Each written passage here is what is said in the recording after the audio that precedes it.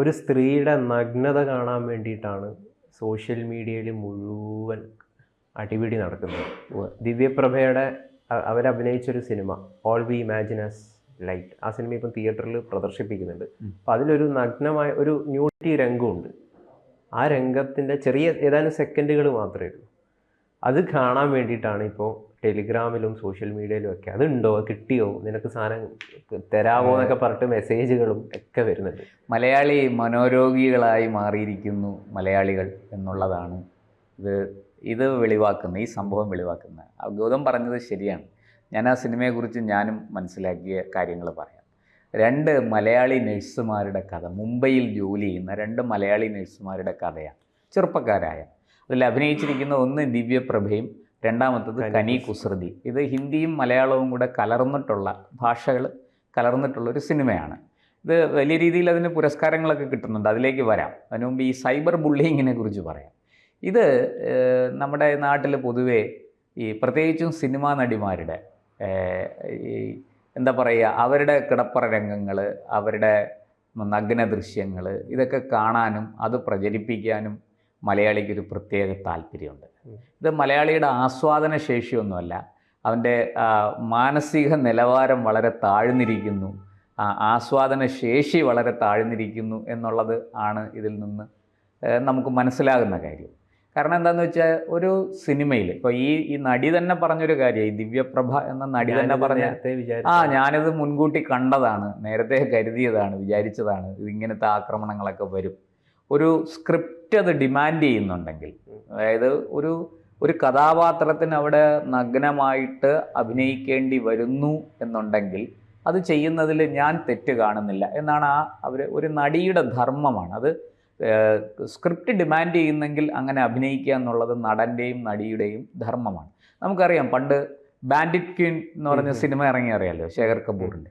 അപ്പോൾ അതൊക്കെ അന്ന് ഞാനത് കോളേജിൽ പഠിക്കുന്ന കാലത്താണ്. ഞങ്ങൾ ആ സിനിമ വളരെ വലിയ രീതിയിൽ വലിയ കോലാഹലങ്ങൾ ഉണ്ടാക്കിയതാണ്. പക്ഷേ ഞങ്ങൾക്കത് കാണണമെന്ന് ഉദ്ദേശിച്ച് ഞങ്ങൾ കൂട്ടുകാർ സിനിമ നന്നായിട്ട് ആസ്വദിക്കുന്ന ഞങ്ങൾ പോയി ആ സിനിമ കണ്ടാണ്. പക്ഷേ ആ സിനിമ കണ്ടു കഴിഞ്ഞപ്പോഴുണ്ടല്ലോ, ഈ ഉത്തരേന്ത്യൻ ജീവിതത്തിലെ ചില ഒരു കാലത്ത് നമുക്ക് സഹിക്കാൻ പറ്റാത്ത ഈ എന്താ പറയുക അതിക്രൂരമായ പീഡനങ്ങളുടെ, ജാതി വെറിയുടെ ഒക്കെ ദൃശ്യങ്ങൾ ആണ് അതിനകത്തുനിന്ന് നമുക്ക് കിട്ടുക. പക്ഷെ അത് ഈ പറയുന്നത് പോലെ അവർ ആ നടി നഗ്നത പ്രദർശിപ്പിച്ചു അങ്ങനെ ഞങ്ങൾക്ക് തോന്നിയതേ ഇല്ല. ഇത് ഈ കാഴ്ചപ്പാട് പ്രേക്ഷകൻ്റെ കണ്ണിലും മനസ്സിലുമാണ് ഈ വൃത്തികേട് അല്ലെങ്കിൽ നഗ്നത അല്ലെങ്കിൽ എന്താ പറയണ്ടേ ഈ മോശം കാര്യങ്ങളൊക്കെ ഇരിക്കുന്നത്. നമ്മൾ ആ സിനിമയും ആ കഥയും എന്താ പറയണ്ടേ ആ മൊത്തത്തിൽ ആ സിനിമയാണ് നമ്മൾ കാണുന്നതെങ്കിൽ നമുക്കതൊരു വിഷയം. എനിക്കിതിൽ ശരിക്കും പറഞ്ഞു കഴിഞ്ഞാൽ യാതൊരു അത്ഭുതവും തോന്നുന്നില്ല. കാരണം ഇപ്പം ഇതിൽ വരുന്ന വാദം എന്താണെന്ന് വെച്ച് കഴിഞ്ഞാൽ ലോകത്തെമ്പാടും പോൺ വീഡിയോസ് പോലെയുണ്ട്. പോൺ എന്ന് പറയുന്നത് വലിയൊരു ഇൻഡസ്ട്രിയാണ്. ഓൺലൈനിൽ ഒരാൾ ഏറ്റവും കൂടുതൽ കാണുന്നത് പോണാണെന്നുള്ള റിപ്പോർട്ട് അടക്കം വന്നിട്ടുണ്ട്. ഇത്രയൊക്കെ വീഡിയോസ് ഉള്ളപ്പം എന്തിനാണ് ദിവ്യപ്രഭയുടെ ഈ നഗ്നരംഗത്തിന് വേണ്ടിയിട്ട് മലയാളി ഇങ്ങനെ അത്ഭുതത്തോടു കൂടി നോക്കിക്കാണുന്നതൊക്കെ ഉള്ളതാണ് വാദം വരുന്നത്. അല്ല, അത് പണ്ട് നമ്മൾ മലയാളികൾ ഒളിഞ്ഞു നോക്കിയിരുന്നു. ഇപ്പോൾ വേറെ ആരും ശല്യപ്പെടുത്താനില്ല, മൊബൈലിൽ സൈറ്റിൽ കയറി കാണാമല്ലോ. പക്ഷെ അതിലെനിക്കൊരു ആ വാദം കറക്റ്റായിട്ട് തോന്നിയില്ല. കാരണം എന്താണെന്ന് വെച്ച് കഴിഞ്ഞാൽ മഞ്ജു വാര്യർ അല്ലെങ്കിൽ കാവ്യ മാധവൻ നാളെ ഒരു സിനിമയിൽ, നല്ലൊരു സിനിമയിൽ നഗ്നത അഭിനയിച്ചു എന്ന് വിചാരിക്കുക. സ്വാഭാവികമായിട്ടും ഇതേ മലയാളികളെ മഞ്ജു വാര്യരുടെ നഗ്നതയോ അല്ലെങ്കിൽ കാവ്യമാധവൻ നഗ്നിയായിട്ട് അഭിനയിച്ചോ എന്ന് പറയുമ്പോൾ അവിടെ ഒരു അത്ഭുതം ഉണ്ടാക്കുന്നുണ്ട്. കാരണം അവർ ഇത്തരം രീതിയിലുള്ള ക്യാരക്ടേഴ്സ് ഒന്നും പൊതുവെ ചെയ്യാത്തവരാണ്. അപ്പോൾ ആ ഒരു അത്ഭുതമാണ് യഥാർത്ഥത്തിൽ ഈ ദിവ്യപ്രഭ ചെയ്തപ്പോഴും ആളുകൾക്കിടയിൽ ഉണ്ടായെന്നാണ് എനിക്ക് തോന്നുന്നത്. കാരണം സാധാരണ രീതിയിൽ ഈ മലയാളി നടിമാരൊന്നും ഇത്തരം നഗ്നമായിട്ടുള്ള രംഗങ്ങൾ അല്ലെങ്കിൽ അത്രയും ബോൾഡ് ആയിട്ടുള്ള രീതിയിലുള്ള സിനിമകളൊന്നും നമ്മളെ ഈ നാട്ടിൽ ഇറങ്ങാറില്ല. അപ്പോൾ അതിൻ്റെ ഒരു അത്ഭുതം ആളുകൾക്കുണ്ട്. അവർക്ക് ഇത്തരം രംഗങ്ങൾ കാണണമെങ്കിൽ അവർക്ക് ഒന്നുകിൽ യൂറോപ്യൻ സിനിമയിൽ പോകണം അല്ലെങ്കിൽ മറ്റു അന്യഭാഷ സിനിമകളിൽ പോകണം. എനിക്ക് ഒരല്പം വിയോജിപ്പുണ്ട്. പണ്ട് നമ്മുടെ സുകുമാരൻ സാർ ഇറക്കിയ മോഹൻലാൽ അഭിനയിച്ച രാജശില്പി അറിയാലോ, ആ സിനിമയിൽ പാട്ട് രംഗങ്ങളിലൊക്കെ നല്ല രീതിയിൽ ശൃംഗാരവും അത്യാവശ്യം നഗ്നതയും ഒക്കെ കാണിക്കുന്നു. പക്ഷേ ആ നഗ്നതയല്ല ഫോറിനിലെ നഗ്നത, അത് വേറെ നഗ്നത. തീർച്ചയായിട്ടും നമുക്ക് ഞാൻ പറയട്ടെ, ടൈറ്റാനിക് എന്ന സിനിമ കണ്ടാൽ, ആ പ്രണയരംഗം കണ്ടാൽ, നമുക്ക് പ്രത്യേകിച്ച് ആ ചിത്രം വരയ്ക്കുന്ന ആ രംഗമൊക്കെ കണ്ടാൽ നമുക്ക് എന്താ തോന്നുക? എനിക്കതിനകത്ത് വലിയൊരു അത്ഭുതം തോന്നുന്നില്ല. അത് ആ സിനിമയുടെ പ്രത്യേകിച്ചും ആ സീനുമായി ബന്ധപ്പെട്ട ആ സിനിമയുടെ കാമ്പ് ആ ഒരു സീനിനകത്ത് ഇരിപ്പുണ്ട് അല്ലേ? അത് പിന്നീട് പിൽക്കാലത്ത് എത്രയോ കാലം കഴിഞ്ഞ് ആ ചിത്രം കണ്ടെടുക്കുന്നതും അത് ആ മാല അവർ ധരിച്ചിരിക്കുന്ന, ആ നായിക നടി ധരിച്ചിരിക്കുന്നതിൻ്റെ ചിത്രം ഈ ചിത്രകാരൻ, നായകനായ ചിത്രകാരൻ കൂടിയായ നായകൻ വരയ്ക്കുന്നത് അല്ലേ? അത് ആ സിനിമയുടെ ഏറ്റവും കാമ്പ അടങ്ങിയ ഒരു ദൃശ്യമാണ്. അപ്പോൾ അതിനകത്തൊക്കെ അശ്ലീലം കാണുന്നത് വാസ്തവത്തിൽ മനോരോഗികളാണ്. ഞാൻ ആ പക്ഷക്കാരനാണ്. നമുക്ക് സിനിമയുടെ മാന്യമായിട്ട് ചിത്രീകരിക്കുന്ന, ഞാൻ പോൺ സൈറ്റുകളെ കുറിച്ചല്ല പറയുന്നത്, മാന്യമായി ചിത്രീകരിക്കുന്ന സിനിമ പിന്നെ തിരക്കഥ ആവശ്യപ്പെടുന്നുണ്ടെങ്കിൽ അത്തരത്തിലുള്ള ചില സഭ്യമായ രീതിയിൽ അത് അഭിനയിക്കുന്നതിൽ തെറ്റൊന്നുമില്ല. ഞാൻ ഈ സിനിമ ഈ ഓൾ വി ഇമാജിനസ് ലൈറ്റ് ഉണ്ടല്ലോ, അത് കണ്ടിട്ടുണ്ട്. 2-3 ദിവസം മുമ്പ് കണ്ടായിരുന്നു. അപ്പൊ അത്യാവശ്യം മാന്യമായിട്ട് തന്നെ ഈ അഭിനയിച്ചിട്ടുണ്ട്, നഗ്നത രംഗമുണ്ട്. അപ്പൊ അതിനുവേണ്ടി ചെറിയൊരു ഭാഗത്താണ്, അല്ലാതെ ഒരുപാട് ആ സിനിമയുടെ തിരക്കഥയുമായി ബന്ധപ്പെട്ട ആ കഥയ്ക്ക് അങ്ങനെ വേണ്ടി വന്നത് കൊണ്ടാണ്. അതെ അതെ. ഇപ്പോ ഈ സിനിമയുടെ ഇത്രയൊക്കെ പറഞ്ഞു, ഈ സിനിമ വലിയ രീതിയിൽ അവാർഡുകൾ നേടിയിരിക്കുന്നു. വലിയ നമ്മുടെ എന്താ പറയുക, ഈ ക്യാൻ ഫിലിം ഫെസ്റ്റിവലിൽ ഈ സിനിമ പ്രദർശിപ്പിച്ചു. ഗ്രാൻഡ് പ്രൈസ് അവാർഡ് അതിന് ലഭിച്ചു. അത് ഇതിൻ്റെ സംവിധായിക അറിയാമല്ലോ, പായൽ കപാഡിയയാണ്. അവർക്ക് ഏറ്റവും നല്ല, എനിക്ക് തോന്നുന്നു ഒരു ഇന്ത്യൻ ഡയറക്ടർക്ക് ആദ്യമായിട്ടാണ് ഈ ഗ്രാൻഡ് പ്രൈസ് അവാർഡ് കിട്ടുന്നത്. 30 വർഷങ്ങൾക്ക് ശേഷം ആദ്യമായിട്ടാണ് ഈ പാം ഡിയോറിന് വേണ്ടിയിട്ട് ഈ സിനിമ മത്സരിക്കുന്നത്. അതായത് ഈ കാൻസ് ഫിലിം ഫെസ്റ്റിവലിലെ ലോകത്തിലെ തന്നെ ഏറ്റവും വലിയ ഫിലിം ഫെസ്റ്റിവലിൽ ഒന്നായിട്ടാണ്, അത്രയും ജനപ്രിയതയുണ്ട് ഈ ഫിലിം ഫെസ്റ്റിവൽ. യൂറോപ്പിലെ തന്നെ ഏറ്റവും വലിയ ഫിലിം ഫെസ്റ്റിവൽ ആയിട്ടാണ് കരുതപ്പെടുന്നത്. മറ്റേത് വെന്നീസും ബെർലിനും ഒക്കെയാണ്. അപ്പൊ ഈ കാൻസിലെ ഏറ്റവും വലിയ അവാർഡ് എന്ന് പറയുന്നത് ഈ പാം ഡിയോർ ആണ്. അത് കഴിഞ്ഞ് കഴിഞ്ഞാൽ രണ്ടാമത്തെ അവാർഡ് എന്ന് പറഞ്ഞാൽ ഗ്രാൻഡ് പ്രൈസ് ആണ്. അതാണ് ഈ സിനിമയ്ക്ക് രണ്ടാമത്തെ ഏറ്റവും വലിയ അവാർഡ് അവർ നേടിയിരിക്കുന്നത്. ഒരു സ്ത്രീ സംവിധായിക, ആദ്യമായിട്ടാണ് ഇന്ത്യയിൽ നിന്നൊരു സ്ത്രീ സംവിധായകനും ഒരു സംവിധായകനും ഈ ഒരു അവാർഡ് കാൻസിൽ കിട്ടുന്നത്. കഴിഞ്ഞ 30 വർഷങ്ങൾക്ക് മുമ്പ് ഷാജി എൻ കരുണിന്റെ സ്വന്തം എന്തൊരു പടം 1994 ഇറങ്ങി. ആ പടമാണ് പാം ഡിയോറിന് വേണ്ടിയിട്ട് മത്സരിച്ചൊരു സിനിമ. ആ സിനിമയ്ക്കൊന്നും കിട്ടിയില്ല.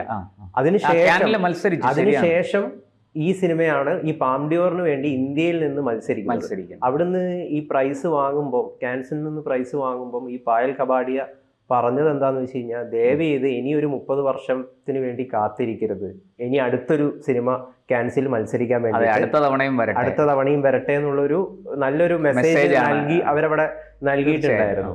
അപ്പൊ ഇത്തവണത്തെ ഈ 77ാമത്തെ കാൻസ് ഫിലിം ഫെസ്റ്റിവൽ, അതിൽ ഇന്ത്യക്ക് ശരിക്കും പറഞ്ഞു കഴിഞ്ഞാൽ കഴിഞ്ഞ കാൻസ് ഫിലിം ഫെസ്റ്റിവലിനെക്കാട്ടിലും ഏറ്റവും കൂടുതൽ മെമ്മറബിൾ ആയിട്ടുള്ള, ഇന്ത്യ ശരിക്കും വെന്നിക്കൊടി പാരിച്ച ഒരു ഫെസ്റ്റിവൽ ആയിരുന്നു ഇത്തവണത്തേത്. കാരണം കുറച്ച് 2-3 അവാർഡുകൾ അവിടെ ഇന്ത്യക്കാർക്ക് ലഭിക്കുകയുണ്ടായി. അതിൽ ഒന്നാണ് ഈ പായൽ കപാഡിയയുടെ ഗ്രാൻഡ് പ്രൈസ് ഈ അവാർഡ്. പിന്നെ ഒന്നാമത്തെ അവിടെ ഇത്തവണത്തെ ബെസ്റ്റ് ആക്ട്രസ്, കാൻസിലെ ബെസ്റ്റ് ആക്ട്രസ് അപ്പൊ അത് കിട്ടിയിരിക്കുന്നത് ഒരു പെൺകുട്ടിക്കാണ്. അവരുടെ പേര് Anasuya Sengupta, best actress. The Shameless എന്ന് പറഞ്ഞൊരു സിനിമയുണ്ട്. ബൾഗേറിയൻ ഡയറക്ടറായിട്ടുള്ള കോൺസ്റ്റാന്റിൻ ബൊജനാവ് അദ്ദേഹം ഡയറക്ട് ചെയ്തൊരു സിനിമയാണ്. അതിൽ ഇന്ത്യക്കാരിയായിട്ടുള്ള ഇന്ത്യക്കാരിയാണ്, ബംഗാളിയാണോ? ബംഗാളിയാണെന്ന് തോന്നുന്നു. അവർക്കാണ് ബെസ്റ്റ് ആക്ട്രസ്. കേട്ടിട്ട് അങ്ങനെ ഒരു ആദ്യമായിട്ടാണ് ഒരു പെണ്ണിന്, ഒരു ഇന്ത്യക്കാർക്ക് ഒരു ബെസ്റ്റ് ആക്ട്രസ് അൺസർട്ടൈൻ റിഗാർഡിൽ ക്യാൻസൽ കിട്ടുന്നത്. അതുപോലെ ഇവിടെ നമ്മുടെ മാധ്യമങ്ങളൊന്നും ഇത് ചർച്ച ചെയ്തില്ല അല്ലേ? ചർച്ച ചെയ്തില്ല. കാരണം ഞാനിത് ഇപ്പോ ഗൗതം പറയുമ്പോഴാണ് ഇത് കേൾക്കുന്നത്. ഷെയിംലെസ് എന്നാണ് ആ സിനിമയുടെ പേര്. കാരണം ക്യാൻ ഫിലിം ഫെസ്റ്റിവലിനെ കുറിച്ചുള്ള നമ്മുടെ ധാരണ അങ്ങനെയാണ്, ഇത് ഒരു വലിയ സംഭവമാണ്. അവിടെ മത്സരിക്കാൻ കിട്ടുന്നത് തന്നെ, അവസരം കിട്ടുന്നത് തന്നെ സിനിമ സംവിധായകരുടെ ഒരു വലിയ സ്വപ്നമാണ്. ഇന്ത്യൻ സിനിമയിൽ നിന്ന് പ്രത്യേകിച്ചും ഈ ഷാജി എൻ കരുൺ സാറിൻ്റെ കാര്യം പറഞ്ഞതുപോലെ അത്രയും ഡെഡിക്കേറ്റഡ് ആയിട്ടുള്ള, ടാലന്റഡ് ആയിട്ടുള്ള മികച്ച സംവിധായകർക്ക് മാത്രമേ അതിനുള്ള അവസരം ലഭിക്കുകയുള്ളൂ. അപ്പൊ അതുപോലെ ഇത്തവണ സന്തോഷ് ശിവൻ അവിടെ ഒരു റെക്കഗ്നിഷൻ കിട്ടിയിട്ടുണ്ടായി. പിന്നെ അതുപോലെ FT2 film and television institute of India, അവിടെ നിന്ന് വിദ്യാർത്ഥികൾ ചെയ്തൊരു സിനിമ sunflowers were the first one to know. ആ സിനിമയ്ക്ക് അവിടെ അത് സംവിധാനം ചെയ്തത് ചിദാനന്ദ S നായിക്കാണ്. ലാ സിനെഫ് അവാർഡ്, അവിടെ ഒരു അവാർഡ് ആ സിനിമയ്ക്ക് കിട്ടിയിട്ടുണ്ടായി. ഇത്രയും അവാർഡുകൾ ഇന്ത്യക്കാർക്ക് ക്യാൻസിൽ കിട്ടുന്നത് ഇത് ആദ്യമായിട്ടാണെന്നാണ് അതെ, പറയുന്നത്. തീർച്ചയായും. അതുകൊണ്ട് തന്നെ 77ാമത്തെ ഇത്തവണത്തെ ഈ 2024 കാൻ ഫെസ്റ്റിവൽ ഇന്ത്യ ഗ്ലോബൽ തലത്തിൽ, ആഗോളതലത്തിൽ വലിയ രീതിയിലുള്ളൊരു സ്വാധീനം അല്ലെങ്കിൽ അവരുടെ ഒരു ആഗോള ശക്തി സിനിമാ മേഖലയെ ഇന്ത്യ കയറി വരുന്നു, ഒരു ഫ്ലാഗ്ഷിപ്പ് ഉണ്ടാക്കിയിരിക്കുന്ന ഒരു, അതും 2 സ്ത്രീകളാണെന്നും കൂടി അവിടെ പ്രധാനപ്പെട്ട ഒരു കാര്യമാണ്. പ്രധാനപ്പെട്ട 2 അവാർഡ് കിട്ടിയിരിക്കുന്നത് 2 സ്ത്രീകൾക്കാണ് എന്നുള്ളൊരു കാര്യമാണ്. നമ്മുടെ പായലിനും അനസൂയയ്ക്കും. എന്തായാലും ഇനിയും ഇന്ത്യൻ സിനിമയ്ക്ക് ഇനിയും നേട്ടങ്ങൾ ഒരുപാട്. ഈ ചർച്ച നേരത്തെ വളരെ സജീവമായിട്ട് നമ്മുടെ നാട്ടിലുണ്ടായിരുന്നു. പ്രത്യേകിച്ചും ഈ ഫിലിം ഫെസ്റ്റിവലിൽ പോകുന്ന ആളുകൾക്കിടയിൽ, അതായത് എന്തുകൊണ്ട് മലയാളത്തിൽ നിന്ന് അല്ലെങ്കിൽ ഇന്ത്യയിൽ നിന്നൊരു ഫിലിം ക്യാൻസിലേക്ക് മത്സരിക്കുന്നില്ല, അത് ഇന്ത്യൻ സിനിമയുടെ നിലവാരമില്ലായ്മയാണോ അല്ലെങ്കിൽ അത്തരം നിലവാര തകർച്ചനെ കുറിച്ചൊക്കെ ഇതുമായി ബന്ധപ്പെട്ടിട്ട് ചർച്ചകൾ. എനിക്ക് തോന്നുന്നു മലയാളത്തിൽ നിന്ന് ഏറ്റവും കൂടുതൽ ക്യാൻസിലേക്ക് പോയത് ഷാജി എൻ കരുണിന്റെ സിനിമയാണ് ആയിരിക്കണം. അത് നമ്മുടെ സ്വമ്മുണ്ട്, പിന്നെ അതുപോലെ വാനപ്രസ്ഥം അവിടെ ഏതോ ഒരു കാറ്റഗറിയിൽ, അൺസർട്ടൈൻ റിഗാർഡ് കാറ്റഗറിയിൽ മത്സരിച്ചൊരു സിനിമയാണ്. മോഹൻലാലും ഷാജി കരുണൊക്കെ അവിടെയൊക്കെ പോയിട്ട് എടുത്ത ചിത്രങ്ങളൊക്കെ ഇപ്പോഴും സോഷ്യൽ മീഡിയയിൽ കാണാൻ വേണ്ടി സാധിക്കും. അതുപോലെ പിറവി ക്യാൻസൽ അഭിനയിച്ച പഴയ രാജൻ സംഭവത്തിന്റെ അടിയന്തരാവസ്ഥക്കാലം. അതുപോലെ തന്നെ 1946 ഈ കാൻസ് ഫിലിം ഫെസ്റ്റിവൽ ആരംഭിക്കുന്നത്. അപ്പോൾ അവിടെ ആ സമയത്ത് ഇന്ത്യയിൽ നിന്നുള്ള ഒരു സിനിമയ്ക്ക്, ചേതൻ ആനന്ദിന്റെ ഒരു സിനിമയുണ്ട്, ആ സിനിമയ്ക്ക് അവിടെ അവാർഡ് കിട്ടിയിട്ടുണ്ടായിരുന്നു. ആ സിനിമയുടെ പേര് ഞാൻ വിട്ടുപോയി. ആദ്യമായിട്ട് ഇന്ത്യയിൽ നിന്ന് പോയ സിനിമ അതാണ്. അതായത് കാനിന്റെ തുടക്കത്തിൽ തന്നെ ആദ്യത്തെ ഫിലിം ഫെസ്റ്റിവലിൽ ഒരു ഇന്ത്യൻ സിനിമയ്ക്ക് അവാർഡ് കിട്ടുന്നു. നീച്ച പ്യാർന്നോ അങ്ങനെ എന്തോ ആയിരുന്നു ആ സിനിമയുടെ പേര്. അല്ല, എന്തായാലും ഈ മലയാളി വളരെ ഗൗരവത്തോടെ നമ്മുടെ സിനിമാ മേഖലയെ സമീപിക്കണം. നമ്മുടെ ആസ്വാദകർ അവരുടെ നിലവാര തകർച്ച കാണിക്കാനുള്ളതല്ല, സൈബർ ബുള്ളിയിങ് നടത്താനുള്ളതല്ല നമ്മുടെ നടിമാരും നടന്മാരും ഒക്കെ. അതുപോലെ സിനിമാ സംവിധായകർ, അവർക്കെതിരെ ഇത്തരം ആക്ഷേപങ്ങൾ, ഇത്തരം ഈ പ്രവണതയിൽ അവരോട് ഇടപെടുന്നത് ശരിയല്ല. അവരെ കുറെ കൂടെ മാന്യമായിട്ട് അവരെ നമ്മൾ ട്രീറ്റ് ചെയ്യണം. അവർക്ക് അഭിനയത്തിൻ്റെ ഭാഗമായി കഥാപാത്രത്തിന് വേണ്ടിയിട്ട് തിരക്കഥയ്ക്കനുസരിച്ച് അവരെ അഭിനയിക്കുക എന്നുള്ളത് അവരുടെ ധർമ്മമാണ്. അതിനെ അങ്ങനെ വേണം കാണാൻ. ഈ സിനിമയ്ക്കെതിരെ ഒരു വിമർശനം കൂടി വന്നിട്ടുണ്ട്. അതെന്താന്ന് വെച്ച് കഴിഞ്ഞാൽ, അത് കാണുമ്പോഴും ആളുകൾക്ക് മനസ്സിലാവും ഈ സിനിമ ഇത് ചിത്രീകരിച്ചിരിക്കുന്നത് വെച്ച് കഴിഞ്ഞാൽ ഒരു യൂറോപ്യൻ സിനിമ എങ്ങനെയാണോ ചിത്രീകരിക്കുക ആ ഒരു പാറ്റേണിലാണ് ഈ സിനിമ ചിത്രീകരിച്ചിരിക്കുന്നതെന്ന് പറഞ്ഞിട്ട് ചില വിമർശനങ്ങളൊക്കെ വന്നിട്ടുണ്ടായിരുന്നു. അതുകൊണ്ടാണ് ക്യാൻസിൽ കാര്യം. അതായത് ക്യാൻസിലേക്ക് ഒരു സിനിമ സെലക്ട് ചെയ്യപ്പെടണമെങ്കിൽ ഫെസ്റ്റിവൽ കട്ടൗട്ടിന് നടക്കുന്ന സിനിമകൾക്ക് ഒരു പ്രത്യേക, അത് മേക്ക് ചെയ്യുന്ന രീതിയിൽ തന്നെ ഒരു പ്രത്യേക ഫോർമാറ്റ് ഉണ്ട്. ആ ഫോർമാറ്റ് പിടിച്ച് ചെയ്താൽ മാത്രമേ അവിടെ ഫെസ്റ്റിവലിലേക്ക് പോവുള്ളൂ. പക്ഷെ അത്തരം വിമർശനങ്ങളൊന്നും അതിനൊന്നും യാതൊരു അടിസ്ഥാനവും ഇല്ല, കാമ്പില്ലാത്ത വിമർശനങ്ങളാണ്. അതിനൊന്നും സർഗാത്മകതയുള്ള സംവിധായകരും നടീനടന്മാരും സിനിമാ നിർമ്മാതാക്കളും ഒന്നും അതിന് ചെവി കൊടുക്കരുത് എന്നാണ് നമുക്ക് പറയാനുള്ളത്.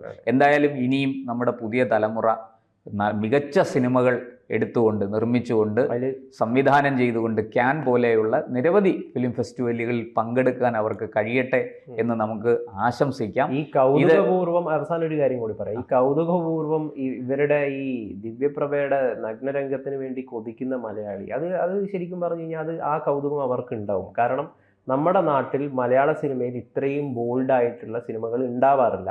നഗ്നതാ രംഗങ്ങൾ മറ്റ് സിനിമകളൊക്കെ കാണുന്ന ആളുകളായിപ്പോൾ അവർ ഇവിടെ അത് കാണാറില്ല. അപ്പോൾ സ്വാഭാവികമായിട്ടും ഇവിടെ നിന്നൊരു ആക്ട്രസ് ആ രീതിയിൽ അഭിനയിച്ചു കഴിഞ്ഞു കഴിഞ്ഞാൽ ഒരു കൗതുകം മലയാളികൾക്കിടയിൽ സൈബർ ബുള്ളിങ് ആയി മാറരുത്. ഇവിടെ അത് മാറി. അതുകൊണ്ടാണ് എന്തായാലും ദിവ്യപ്രഭയ്ക്കും കനി കുസൃതിക്കും ഒപ്പം ഈ പായലിനും അനസൂയയ്ക്കും അഭിനന്ദനങ്ങൾ അർപ്പിച്ചുകൊണ്ട് നമുക്ക് ഇനിയും നല്ല സിനിമകൾ പ്രതീക്ഷിക്കാം.